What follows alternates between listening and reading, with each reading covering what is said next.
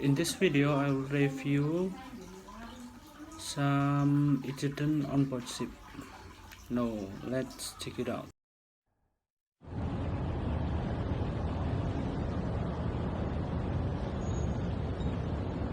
Let's look at another case. A container ship docked, expecting to replace part of its lashing gear, which was badly worn.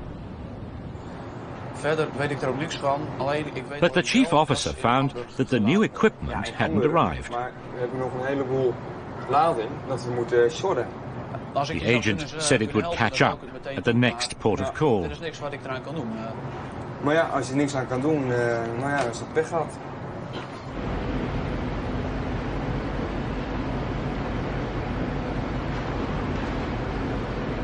There weren't many boxes to load, so the chief officer concluded there was just enough serviceable gear to lash them satisfactorily.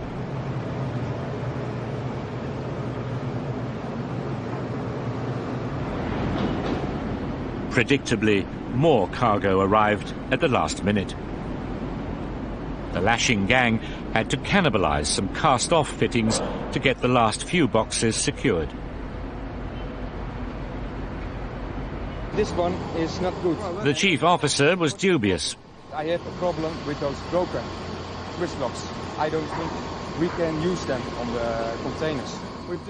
But as the stevedore said, the weather was fair and the next port just around the corner. Okay, it's no win. We'll do it just for one time.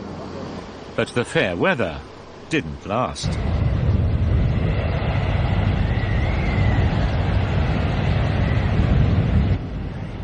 As the seas grew higher, the next port seemed a long way away.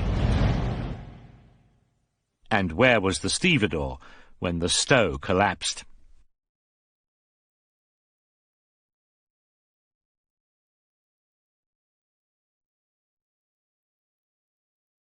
The UK club finds that 50% of cargo damage incidents are a result of human error. Where did things go wrong in this case? There were failures of hardware and maintenance management. Error-enforcing conditions were present, and incompatible goals.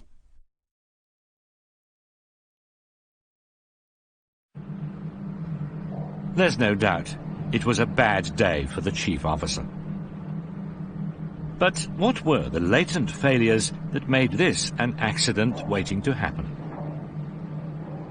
Unless the right tools and equipment are available and in working order, you're inviting a failure in the category hardware. Maintenance that's delayed, missed, or poorly planned is guilty in many incidents where human error gets the blame. What makes an experienced, responsible chief officer load more cargo than he can properly stow? The answer is the error-enforcing condition that's an everyday experience: commercial pressure. He was so used to it, it simply didn't occur to him to refuse the additional cargo. That day, the chief officer learned two lessons the hard way. Commerce should never override good seamanship. And what suits people ashore won't always suit the ship. Number 1. What kind of incident happened in this video? How could it happen? The incident happened is about cargo damage. It happened because human error, hardware error, maintenance management error, and the other condition of the mistake from chief officer. Number 2. What made an experienced chief officer took a wrong decision? Because the chief officer is pursued by the agent that the lashing equipment is not the problem and the weather is fine, and destination is just around the corner. What should be done to prevent the same incident happen? Number 1, use lasting equipment that are good condition. Number 2, don't force using bad equipment because of a habit. And the last, keep maintenance all equipment so it always in a good condition. Question number 4. At the end of this video, the narrator said the chief officer learned to listen the hard way. What does the expression of learn something the hard way means?